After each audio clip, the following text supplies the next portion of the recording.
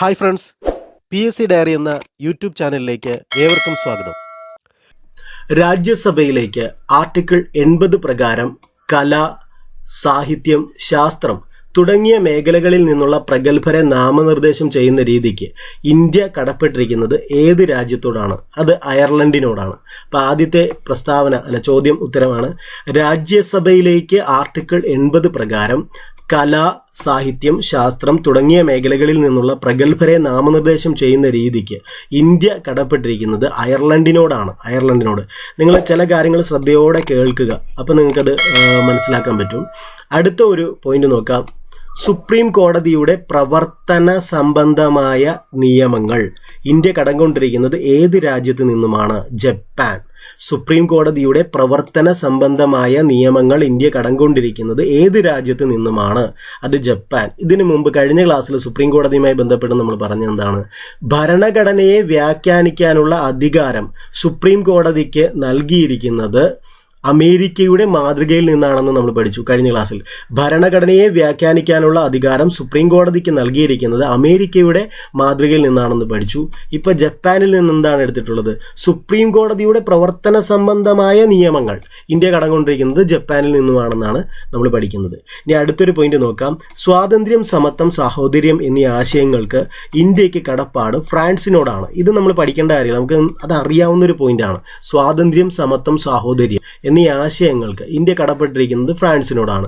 അടുത്തത് vice president എന്ന പദവി ഇന്ത്യ കടംകൊണ്ടിരിക്കുന്നത് USA നിന്നാണ്. Vice president. അപ്പോൾ ഇത് വൈസ് പ്രസിഡന്റിന്റെ കാര്യമാണ് പറയുന്നത്. അപ്പോൾ കഴിഞ്ഞ ക്ലാസ്സിൽ നമ്മൾ പ്രസിഡന്റിനെ കുറിച്ച് ചില കാര്യങ്ങൾ പഠിച്ചു. ഞാനൊന്ന് ഓർപ്പിക്കാം. പ്രസിഡന്റിന് നാമമാത്രമായ അധികാരം എന്ന ആശയം ബ്രിട്ടനിൽ നിന്നാണ് എടുത്തത്. പ്രസിഡന്റിന്റെ കാര്യമാണ് പറയുന്നത്. പ്രസിഡന്റിന്, അതായത് രാഷ്ട്രത്തലവിന് നാമമാത്രമായ അധികാരം എന്ന ആശയം എടുത്തത് ബ്രിട്ടനിൽ നിന്നാണ്. ഇത് കഴിഞ്ഞ ക്ലാസ്സിൽ നമ്മൾ പഠിച്ചാണ്. അതുപോലെ രാഷ്ട്രത്തലവന് പ്രസിഡന്റ് എന്ന പേര് എടുത്തു കൊടുത്തത് അമേരിക്കയിൽ നിന്നാണ്, അല്ലെ? അപ്പൊ രാഷ്ട്രത്തലവനെ വിളിക്കുന്നത് പ്രസിഡന്റ് എന്നാണ്. അപ്പൊ ആ പ്രസിഡന്റ് എന്നുള്ള പദം അമേരിക്കയിൽ നിന്ന് എടുത്തതാണ്. അതുപോലെ പ്രസിഡന്റിനെ തിരഞ്ഞെടുക്കുന്ന രീതി അത് അയർലൻഡിൽ നിന്നാണ്. അങ്ങനെ മൂന്ന് രാജ്യത്തിൽ നിന്നാണ് മൂന്ന് കാര്യങ്ങൾ എടുത്തിട്ടുള്ളത്. അതാണ് നമ്മൾ പ്രസിഡന്റിന്റെ കാര്യത്തിൽ കഴിഞ്ഞ പ്രാവശ്യം പഠിച്ചത്. എന്താണ്? പ്രസിഡന്റിന് നാമമാത്രമായ അധികാരം ബ്രിട്ടനിൽ നിന്നും, രാഷ്ട്രത്തലവന് പ്രസിഡന്റ് എന്ന പേര് അമേരിക്കയിൽ നിന്നും, പ്രസിഡന്റിനെ തിരഞ്ഞെടുക്കുന്ന രീതി അയർലൻഡിൽ നിന്നുമാണെന്ന് പഠിച്ചു, അല്ലെ? ഇനി ഇപ്പൊ ഇവിടെ പറയാൻ പോകുന്നത് വൈസ് പ്രസിഡന്റിനെ കുറിച്ചിട്ടാണ്. വൈസ് പ്രസിഡന്റ് പദവി ഇന്ത്യ കടംകൊണ്ടിരിക്കുന്നത് USA നിന്നാണ്. ഞാനിത് റിഫ്രഷ് ചെയ്യാൻ വേണ്ടിയിട്ടാണ് പറയുന്നത്. അപ്പൊ അടുത്തൊരു പോയിന്റ് നോക്കാം. Doctrine of pleasure. ചിലർക്ക് ഇത് ആദ്യമായിട്ടായിരിക്കും കേൾക്കുന്നത്. ഡോക്ട്രിൻ ഓഫ് പ്ലഷർ എന്ന ആശയം ഇന്ത്യ കടംകൊണ്ടിരിക്കുന്നത് ബ്രിട്ടനിൽ നിന്നാണ്. അപ്പൊ അത് നോട്ട്ബുക്കിൽ എഴുതി വെക്കുക. ഡോക്ട്രിൻ ഓഫ് പ്ലഷർ എന്ന ആശയം ഇന്ത്യ കടംകൊണ്ടിരിക്കുന്നത് ബ്രിട്ടനിൽ നിന്നാണ്. അടുത്തത് ഡ്യൂ പ്രോസസ് ഓഫ് ലോ എന്ന ആശയത്തിന് ഇന്ത്യ ഏത് രാജ്യത്തോടാണ് കടപ്പെട്ടിരിക്കുന്നത്? അത് ജപ്പാനാണ്. അപ്പൊ doctrine of pleasure Britain, due process of law Japan. അപ്പൊ അടുത്ത ഒരു ക്വസ്റ്റ്യൻ ആണ്. അടിയന്തരാവസ്ഥ കാലത്ത് മൗലികാവകാശങ്ങൾ റദ്ദ് ചെയ്യുന്നത് സംബന്ധിച്ച വ്യവസ്ഥകൾക്ക് ഇന്ത്യക്ക് കടപ്പാട് ഏത് രാജ്യത്തോടാണെന്നാണ്? അത് ജർമ്മനിയിലെ വെയ്മർ ഭരണഘടനയോടാണ്. ഇവിടെ പറയുന്നത് അടിയന്തരാവസ്ഥ എന്ന ആശയം എടുത്തു എന്നല്ല പറയുന്നത്. പകരം അടിയന്തരാവസ്ഥ കാലത്ത് മൗലികാവകാശങ്ങൾ റദ്ദ് ചെയ്യാറുണ്ട്, അല്ലെ? നമുക്കറിയാം മൗലികാവകാശങ്ങളുണ്ട്, അല്ലെ? നമ്മൾ പഠിക്കാറുണ്ട്. മൗലികാവകാശങ്ങൾ ഭരണഘടനയുടെ ഭാഗം 3 ആർട്ടിക്കിൾ 12 മുതൽ 35 വരെ മൗലികാവകാശങ്ങളാണ്. ഒരു ഇന്ത്യൻ പൗരന് ലഭിക്കുന്ന മൗലികാവകാശങ്ങളെ കുറിച്ചിട്ടാണ് ഇന്ത്യൻ ഭരണഘടനയുടെ ഭാഗം 3 ആർട്ടിക്കിൾ 12 മുതൽ 35 വരെ പറഞ്ഞിട്ടുള്ളത്. അങ്ങനെ ഈ പറയുന്ന മൗലികാവകാശങ്ങൾ എല്ലാ കാലത്തും ലഭ്യമാണ്. പക്ഷേ അടിയന്തരാവസ്ഥ കാലത്ത് മൗലികാവകാശങ്ങൾ റദ്ദ് ചെയ്യുന്നത് സംബന്ധിച്ച വ്യവസ്ഥകൾ എങ്ങനെയായിരിക്കണം? അടിയന്തരാവസ്ഥ കാലത്ത് മൗലികാവകാശങ്ങൾ ഏതൊക്കെ റദ്ദ് ചെയ്യണം എന്നൊക്കെ തീരുമാനിക്കപ്പെട്ടിരിക്കുന്നത് ജർമ്മനിയിലെ വെയ്മർ ഭരണഘടനയിൽ നിന്നെടുത്ത ആശയങ്ങൾ അനുസരിച്ചിട്ടാണ്. അതായത് ഈ അടിയന്തരാവസ്ഥ കാലത്ത് ഇത്രയും മൗലികാവകാശങ്ങളുണ്ട്, 12 മുതൽ 35 വരെ. അതിൽ ആർട്ടിക്കിൾ 20, 21 എന്ന് പറയുന്ന 2 മൗലികാവകാശങ്ങളുണ്ട്. Article 20ഉം article 21. ഇത് 2 മാത്രം അടിയന്തരാവസ്ഥ കാലത്ത് റദ്ദ് ചെയ്യാൻ പറ്റില്ല. മനസ്സിലായി? ബാക്കിയുള്ള ഇപ്പോൾ 12 മുതൽ 35 വരെയുള്ളത് ബാക്കിയെല്ലാം അടിയന്തരാവസ്ഥ കാലത്ത് ഓട്ടോമാറ്റിക്കലി റദ്ദാകും. പക്ഷേ ആർട്ടിക്കിൾ 20ഉം 21ഉം മൗലികാവകാശം 20ഉം 21ഉമായിട്ടുള്ള മൗലികാവകാശം റദ്ദാകില്ല. അതിൻ്റെ കാരണം അത് ആർട്ടിക്കിൾ 20, 21 എന്താണെന്ന് അറിയുമ്പോൾ തന്നെ നമുക്കറിയാം. ആർട്ടിക്കിൾ 20 പറയുന്നത് മുൻകാല പ്രാബല്യത്തോടെ ക്രിമിനൽ നിയമങ്ങൾ പാസ്സാക്കാൻ പാടില്ല. അതുപോലെ ഒരു കുറ്റത്തിന് ഒരു വ്യക്തിയെ ഒന്നിലധികം തവണ ശിക്ഷിക്കാൻ പാടില്ല, അതുപോലെ ഒരു വ്യക്തിയെ അയാൾക്കെതിരെ തന്നെ തെളിവ് നൽകാൻ പ്രേരിപ്പിക്കാൻ പാടില്ല. ഈ 3 കാര്യങ്ങളാണ് ആർട്ടിക്കിൾ 20 പറയുന്നത്. അടിയന്തരാവസ്ഥ കാലത്ത് അതുകൊണ്ട് ഈ ആർട്ടിക്കിൾ 20 റദ്ദാകില്ല. മുൻകാല പ്രാബല്യത്തോടെ ക്രിമിനൽ നിയമങ്ങൾ നടപ്പാക്കാൻ പാടില്ല, ഒരു കുറ്റത്തിന് ഒരു വ്യക്തിയെ ഒന്നിലധികം തവണ നിയമിക്കാൻ ഒരു കുറ്റത്തിന് ഒരു വ്യക്തിയെ ഒന്നിലധികം തവണ ശിക്ഷിക്കാൻ പാടില്ല, ഒരു വ്യക്തിയെ അയാൾക്കെതിരെ തന്നെ തെളിവ് നൽകാൻ പാടില്ല. ഇതാണ് ആർട്ടിക്കിൾ 20 പറയുന്നത്. അതുകൊണ്ട് അടിയന്തരാവസ്ഥ കാലത്ത് ആർട്ടിക്കിൾ 20 റദ്ദാകില്ല. അതുപോലെ ആർട്ടിക്കിൾ 21 പറയുന്നത് ജീവിക്കാനും വ്യക്തി സ്വാതന്ത്ര്യത്തിനുമുള്ള ജീവനും വ്യക്തി സ്വാതന്ത്ര്യത്തിനുമുള്ള അവകാശമാണ് ആർട്ടിക്കിൾ 21. അതുകൊണ്ട് ഈ 2 കാര്യങ്ങൾ, 2 മൗലികാവകാശങ്ങൾ മാത്രം അടിയന്തരാവസ്ഥ കാലത്ത് റദ്ദാകില്ല, ബാക്കിയെല്ലാം റദ്ദാകും. അപ്പം അങ്ങനെ റദ്ദാകുന്നത് സംബന്ധിച്ച കാര്യങ്ങളൊക്കെ എടുത്തിട്ടുള്ളത് ജർമ്മനിയിലെ വെയ്മർ ഭരണഘടനയിൽ നിന്നാണ്. അടുത്ത ഒരു പോയിന്റാണ് അവശിഷ്ടാധികാരങ്ങൾ. റെസിഡ്യൂറി പവേഴ്സ് എന്നാണ് പറയുന്നത്. അവശിഷ്ടാധികാരങ്ങളിൽ നിയമനിർമ്മാണം നടത്താൻ കേന്ദ്ര സർക്കാരിനാണ് അധികാരം. അതായത് അവശിഷ്ടാധികാരങ്ങളിൽ നിയമനിർമ്മാണം നടത്താൻ കേന്ദ്ര സർക്കാരിനാണ് അധികാരം എന്ന ആശയം ഇന്ത്യ ഏത് രാജ്യത്ത് നിന്നാണ് സ്വീകരിച്ചിട്ടുള്ളതെന്ന്? അത് കാനഡ. ഈ അവശിഷ്ടാധികാരം എന്ന് പറയുന്നത് ഇപ്പം നമ്മുടെ കേന്ദ്ര സർക്കാരുണ്ട് അല്ലെ, ഇപ്പം നമ്മുടെ NDA ഗവൺമെന്റ്, NDA ഭരിക്കുന്ന, അതായത് നരേന്ദ്രമോദി അതിൻ്റെ ഹെഡായിട്ടുള്ള ഒരു NDA സർക്കാർ, കേന്ദ്ര സർക്കാരുണ്ട്. ഇനി നമ്മുടെ സംസ്ഥാനത്തിലോ LDFന്റെ ഭാഗമായിട്ടുള്ള LDF സർക്കാരുണ്ട്, അത് നമ്മുടെ സംസ്ഥാന സർക്കാരുണ്ട് അല്ലേ. അപ്പോൾ പറയുന്നത് ഇപ്പോൾ കേന്ദ്ര ഗവൺമെന്റിന് മാത്രം നിയമനിർമ്മാണം നടത്താൻ കഴിയുന്ന ചില കാര്യങ്ങളൊക്കെ ഉണ്ട്. അതിൽ കേരളത്തിന് നിന്നും ഇടപെടാൻ പറ്റില്ല, കേരള സംസ്ഥാനത്തിന് അല്ലെങ്കിൽ ഒരു സംസ്ഥാനത്തിനും ഇടപെടാൻ പറ്റില്ല. അങ്ങനെ അത്തരം കാര്യങ്ങളാണ്. പിന്നെ RBI, റിസർവ് ബാങ്ക് ഓഫ് ഇന്ത്യയുടെ കാര്യങ്ങളിൽ സംസ്ഥാനത്തിന് ഒന്നും ചെയ്യാനില്ല, അത് കേന്ദ്രമാണ് തീരുമാനിക്കുന്നത്. അതേപോലെ ആണവോർജം, വിദേശകാര്യം, ഇതൊക്കെ തീരുമാനിക്കപ്പെടുന്നത് കേന്ദ്ര സർക്കാരാണ്. പക്ഷെ നമ്മുടെ സ്റ്റേറ്റ് ലിസ്റ്റിൽ വരുന്ന കാര്യങ്ങൾ, ഇപ്പം മദ്യത്തിന്റെ കാര്യത്തിൽ നമുക്ക് സ്റ്റേറ്റിന് തീരുമാനം എടുക്കാം. അതേപോലെ പൊതുജനാരോഗ്യം അല്ലെ, നിപ്പ വന്നപ്പോഴും അതേപോലെ കോവിഡ് വന്നപ്പോഴും ഒക്കെ കേരളം അല്ലെങ്കിൽ ഓരോ സ്റ്റേറ്റും അവരുടെ തനതായ രീതിയിൽ അവർക്കത് കൈകാര്യം ചെയ്യാൻ പറ്റും. അപ്പം അങ്ങനെ, അപ്പം ചുരുക്കി പറഞ്ഞാൽ ഇത്രയേ ഉള്ളൂ. കേന്ദ്ര സർക്കാരിന് മാത്രം അധികാരമുള്ള ചില കാര്യങ്ങളൊക്കെ ഉണ്ട്. അതേപോലെ തന്നെ സംസ്ഥാന സർക്കാരിന് മാത്രം കൈകാര്യം ചെയ്യാൻ പറ്റുന്ന ചില കാര്യങ്ങളുണ്ട്. അവിടെ കേന്ദ്രത്തിന് കൈകടത്താൻ പറ്റില്ല. ഇനി കേന്ദ്രത്തിനും സംസ്കാരത്തിനും കൂടി രണ്ടുപേരും കൂടി തീരുമാനമെടുത്ത് നടപ്പിലാക്കേണ്ട ചില കാര്യങ്ങളുണ്ട്. ഉദാഹരണത്തിന് നമ്മുടെ വിദ്യാഭ്യാസത്തെ സംബന്ധിച്ച് അതാണല്ലോ ഇപ്പം നമ്മുടെ കസ്തൂരി രംഗൻ റിപ്പോർട്ട് വന്നല്ലോ, നമ്മുടെ പുതിയ വിദ്യാഭ്യാസ രീതി. അത് കേന്ദ്ര സർക്കാർ അവതരിപ്പിക്കുകയാണ്. അത് സംസ്ഥാന സർക്കാരിനും കേന്ദ്ര സർക്കാരിനും കൂടെ യോജിച്ച് തീരുമാനം എടുക്കേണ്ട വിഷയങ്ങളാണ്. രണ്ടിലും കൺകറന്റ് ലിസ്റ്റ് എന്നാണ് അപ്പോൾ ഇതിന് പറയുന്നത്. അപ്പോൾ ആ ലിസ്റ്റുകളെ കുറിച്ച് പറയുമ്പോൾ ഇത് യൂണിയൻ ലിസ്റ്റിന് സ്വതന്ത്ര വിവേചനാധികാരമുള്ള വിഷയങ്ങളാണ് യൂണിയൻ ലിസ്റ്റ് എന്ന് പറയുന്നത്. യൂണിയൻ ലിസ്റ്റ് എന്ന് പറഞ്ഞാൽ കേന്ദ്ര സർക്കാരിന് തീരുമാനങ്ങൾ എടുക്കാൻ പറ്റുന്ന വിഷയങ്ങൾ മാത്രം ഉൾപ്പെടുന്നതാണ് യൂണിയൻ ലിസ്റ്റ് എന്ന് പറയുന്നത്. അതേപോലെ സംസ്ഥാന സർക്കാരുകൾക്ക് തീരുമാനമെടുക്കാൻ പൂർണ്ണ അവകാശം കിട്ടുന്ന ചില വിഷയങ്ങളുണ്ട്, അതാണ് സ്റ്റേറ്റ് ലിസ്റ്റിൽ പെടുത്തിയിട്ടുള്ളത്. ഇനി കേന്ദ്രവും സംസ്ഥാനവും കൂടെ യോജിച്ച് പ്രവർത്തിക്കേണ്ട ചില കാര്യങ്ങളുണ്ട്, ചില വിഷയങ്ങളുണ്ട്, അതാണ് കൺകറന്റ് ലിസ്റ്റ് എന്ന് പറയുന്നത്. ഇത് ഈ പറയുന്ന 3 ലിസ്റ്റിലും പെടാതുള്ള മറ്റേത് വിഷയമാണെങ്കിലും ആ വിഷയങ്ങളിൽ നിയമനിർമ്മാണം നടത്താൻ, അതാണ് അവശിഷ്ടാധികാരം എന്നുകൊണ്ട് ഉദ്ദേശിക്കുന്നത്. ആ വിഷയങ്ങളിൽ നിയമനിർമ്മാണം നടത്താൻ കേന്ദ്ര സർക്കാരിനാണ് അധികാരം. അതായത് കേന്ദ്രത്തിന് മാത്രം അവകാശപ്പെട്ട വിഷയങ്ങളിൽ അത് യൂണിയൻ ലിസ്റ്റിൽ പെടുന്നു, സംസ്ഥാനത്തിന് മാത്രം അവകാശപ്പെട്ട വിഷയങ്ങളിൽ അത് സ്റ്റേറ്റ് ലിസ്റ്റിൽ പെടുന്നു. സംസ്ഥാനത്തിനും കേന്ദ്രത്തിനും കൂടി തീരുമാനം എടുക്കേണ്ട ചില വിഷയങ്ങൾ, വിദ്യാഭ്യാസം, വനം, വന്യജീവികളുടെയും പക്ഷികളുടെയും സംരക്ഷണം, അളവ് തൂക്ക സമ്പ്രദായം, ഇതൊക്കെ കേന്ദ്രവും സംസ്ഥാനവും ഒരുമിച്ച് തീരുമാനം എടുക്കേണ്ട വിഷയങ്ങളാണ്. അത്തരത്തിലുള്ള വിഷയങ്ങളെ കൺകറന്റ് ലിസ്റ്റിൽ ഉൾപ്പെടുത്തിയിരിക്കുന്നു. ഇത് കൂടാതെ ഇതൊന്നിലും പെടാതെ ഏതെങ്കിലും കാര്യങ്ങളുണ്ടെങ്കിൽ അത് അവശിഷ്ടാധികാരങ്ങൾ എന്ന് പറഞ്ഞിട്ട്, റെസിഡ്യൂറി പവേഴ്സ് എന്നും പറഞ്ഞ് കേന്ദ്രത്തിന് നിയമനിർമ്മാണം നടത്താൻ പറ്റും. അപ്പം ഇങ്ങനെ റെസിഡ്യൂറി പവേഴ്സിനെ കുറിച്ചുള്ള അവശിഷ്ടാധികാരങ്ങളിൽ നിയമനിർമ്മാണം നടത്താൻ കേന്ദ്ര സർക്കാരിന് അധികാരം എന്ന ആശയം അത് കാനഡയിൽ നിന്നാണ്. കാനഡ അല്ലേ. പിന്നെ യൂണിയൻ, നേരത്തെ പറഞ്ഞു യൂണിയൻ ലിസ്റ്റ്, സ്റ്റേറ്റ് ലിസ്റ്റ്, അതെന്താണെന്ന് ഇപ്പോൾ പറഞ്ഞു.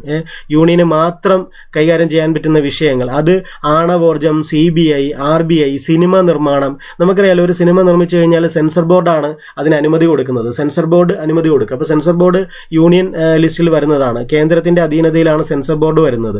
അപ്പോൾ ഈ പറഞ്ഞ കാര്യങ്ങളൊക്കെ യൂണിയൻ ലിസ്റ്റിൽ വരുന്നു. ഇനി സ്റ്റേറ്റ് ലിസ്റ്റിൽ വരുന്നത് പൊതുജനാരോഗ്യം, മദ്യം, തദ്ദേശ സ്വയംഭരണം, മത്സ്യബന്ധനം, ഇതൊക്കെ സ്റ്റേറ്റ് ലിസ്റ്റിലാണ് വരുന്നത് അല്ലെ. നമ്മുടെ പഞ്ചായത്ത്, ബ്ലോക്ക്, അതേപോലെ ജില്ലാ ഭരണകൂടം, അതിൻ്റെയൊക്കെ കാര്യങ്ങളൊക്കെ സ്റ്റേറ്റ് ലിസ്റ്റിലാണ് തീരുമാനം എടുക്കുന്നത്.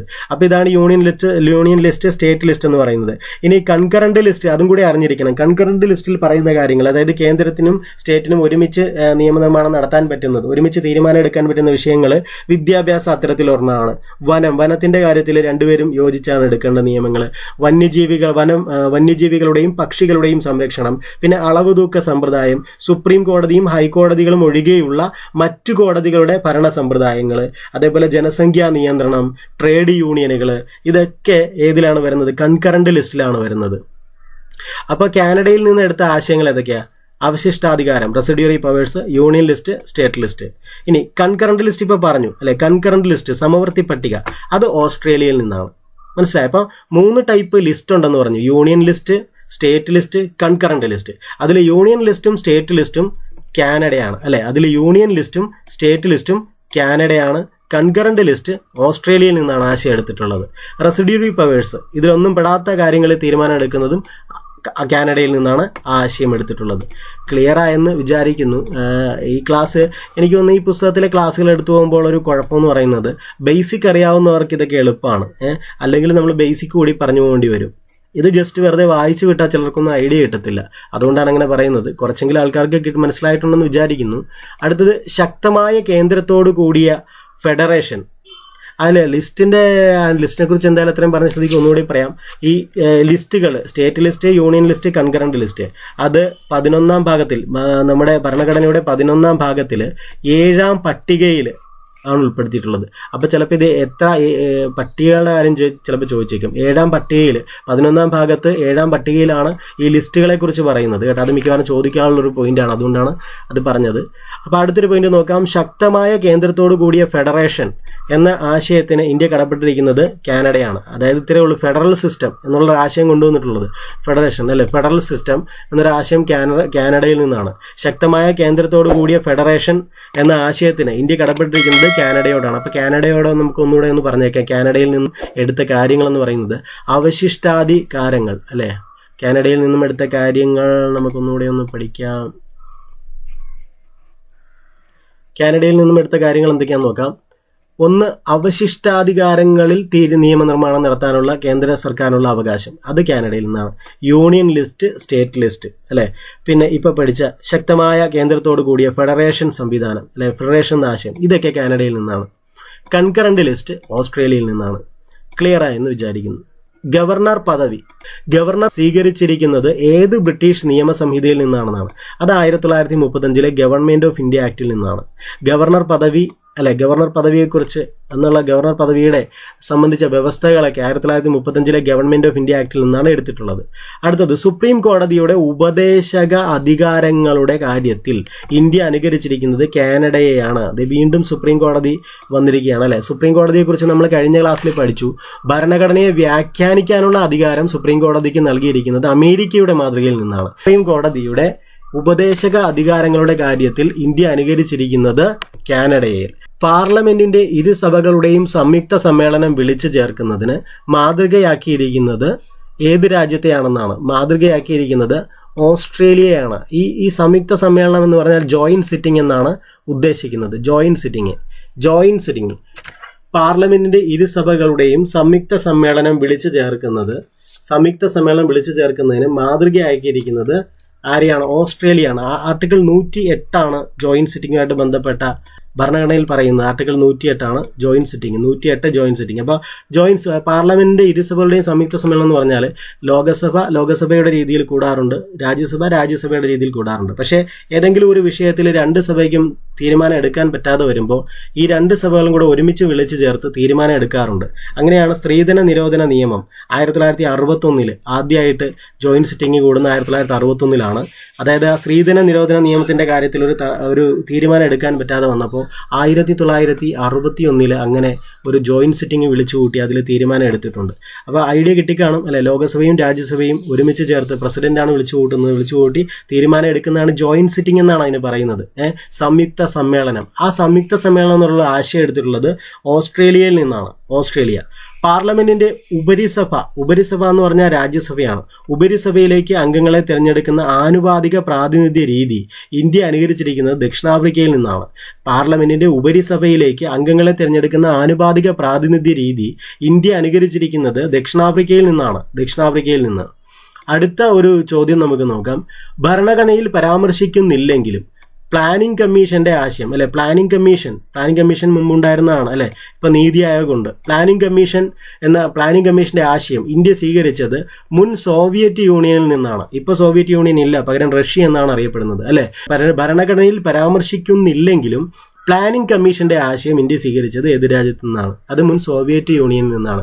അടുത്തത്, ഭരണഘടനാ ഭേദഗതി സംബന്ധിച്ച ആശയങ്ങൾ കടം കൊണ്ടിരിക്കുന്നത് ഏത് രാജ്യത്തിൽ നിന്നാണ്? ഭരണഘടനാ ഭേദഗതി സംബന്ധിച്ച ആശയങ്ങൾ കടം കൊണ്ടിരിക്കുന്നത് ദക്ഷിണാഫ്രിക്കയിൽ നിന്നാണ്. ഭരണഘടനാ ഭേദഗതി സംബന്ധിച്ച ആശയങ്ങൾ കടം കൊണ്ടിരിക്കുന്നത് ദക്ഷിണാഫ്രിക്കയിൽ നിന്നാണ്. അമെൻമെന്റ് ഭേദഗതി ദക്ഷിണാഫ്രിക്കയിൽ നിന്നാണ്. അടുത്തത്, അടിയന്തരാവസ്ഥ സംബന്ധിച്ച വ്യവസ്ഥകൾ മിക്കതും കടം കൊണ്ടിരിക്കുന്നത് ഏത് ബ്രിട്ടീഷ് നിയമസമിതിയിൽ നിന്നാണെന്നാണ്? അത് 1935 ഗവൺമെന്റ് ഓഫ് ഇന്ത്യ ആക്ടിൽ നിന്നാണ് അല്ലെ. എന്താണ് അടിയന്തരാവസ്ഥ സംബന്ധിച്ച വ്യവസ്ഥകൾ മിക്കതും കടം കൊണ്ടിരിക്കുന്നത് ഏത് ബ്രിട്ടീഷ് നിയമസമിതിയിൽ നിന്നാണ്? അത് 1935 ഗവൺമെന്റ് ഓഫ് ഇന്ത്യ ആക്ട്. നേരത്തെ ഓർമ്മ പഠിച്ചു അടിയന്തരാവസ്ഥയായിട്ട് ബന്ധപ്പെട്ട്. എന്തായിരുന്നു? അടിയന്തരാവസ്ഥ കാലത്ത് മൗലികാവകാശങ്ങൾ റദ്ദ് ചെയ്യുന്ന ആശയം അല്ലെ, അത് ജർമ്മനിയുടെ വെയ്മർ ഭരണഘടനയിൽ നിന്നാണെന്ന് പഠിച്ചു. ഇവിടെ പറയുന്നത് അടിയന്തരാവസ്ഥ സംബന്ധിച്ച വ്യവസ്ഥകൾ മിക്കതും കടം കൊണ്ടിരിക്കുന്നത് 1935 ഗവൺമെന്റ് ഓഫ് ഇന്ത്യ ആക്ടിൽ നിന്നാണ്. അടുത്ത ഒരു ചോദ്യം നമുക്ക് നോക്കാം. മൗലിക കർത്തവ്യങ്ങൾ എന്ന ആശയം അല്ലെ, മൗലിക കടമകൾ എന്നും പറയാറുണ്ട് അല്ലെ. മൗലിക കർത്തവ്യങ്ങൾ എന്ന ആശയം പ്രധാനമായും ഇന്ത്യ കടമെടുത്തത് ഏത് രാജ്യത്തിൽ നിന്നാണെന്നാണ്? അത് മുൻ സോവിയറ്റ് യൂണിയനിൽ നിന്നാണ്. മൗലിക കർത്തവ്യങ്ങൾ എന്ന ആശയം പ്രധാനമായും ഇന്ത്യ കടമെടുത്തത് മുൻ സോവിയറ്റ് യൂണിയനിൽ നിന്നാണ്. രാജ്യത്തിനകത്ത് സംസ്ഥാനങ്ങൾ തമ്മിൽ വാണിജ്യത്തിനും വ്യാപാരത്തിനും സ്വാതന്ത്ര്യം, ഉടമ്പടികൾ നടപ്പാക്കാനുള്ള നിയമനിർമ്മാണം നടത്താൻ കേന്ദ്രത്തിന് അധികാരം എന്നീ ആശയങ്ങൾ സ്വീകരിച്ചിരിക്കുന്നത് ഓസ്ട്രേലിയയിൽ നിന്നാണ്. അതായത് രാജ്യത്തിനകത്ത് സംസ്ഥാനങ്ങൾ തമ്മിൽ വാണിജ്യത്തിനും വ്യാപാരത്തിനുമുള്ള സ്വാതന്ത്ര്യം, ഉടമ്പടികൾ നടപ്പാക്കാനുള്ള നിയമനിർമ്മാണം നടത്താൻ കേന്ദ്രത്തിന് അധികാരം എന്നീ ആശയങ്ങൾ സ്വീകരിച്ചിരിക്കുന്നത് ഓസ്ട്രേലിയയിൽ നിന്ന്. അപ്പോൾ ആ ഒരു ടോപ്പിക്ക് കഴിഞ്ഞു. ഇനി അതൊരു ബേസിക് ആയിട്ടുള്ള സംഗതികളായിരുന്നു. അതായത് നമ്മുടെ ഭരണഘടന കടം കൊണ്ട ആശയങ്ങളെ കുറിച്ചിട്ടാണ് നമ്മളിപ്പോൾ പഠിച്ചത്. ടെലഗ്രാമിലേക്ക് വരിക, ടെലഗ്രാമിൽ പരീക്ഷ എഴുതുക, നിങ്ങൾക്കതൊരു റിഫ്രഷ്മെൻ്റ് ആയിരിക്കും. അപ്പോൾ ഇത്രയുമാണ് ഇന്ന് പഠിക്കാനുള്ളത്. ബാക്കി നമുക്ക് അടുത്ത ക്ലാസ്സിൽ പഠിക്കാം. എളുപ്പത്തിൽ തന്നെ, വേഗത്തിൽ തന്നെ പഠിച്ചു പോകാം. അപ്പോൾ നിങ്ങൾ ഈ ചാനൽ സബ്സ്ക്രൈബ് ചെയ്യുക, ലൈക്ക് ചെയ്യുക, ഷെയർ ചെയ്യുക. താങ്ക്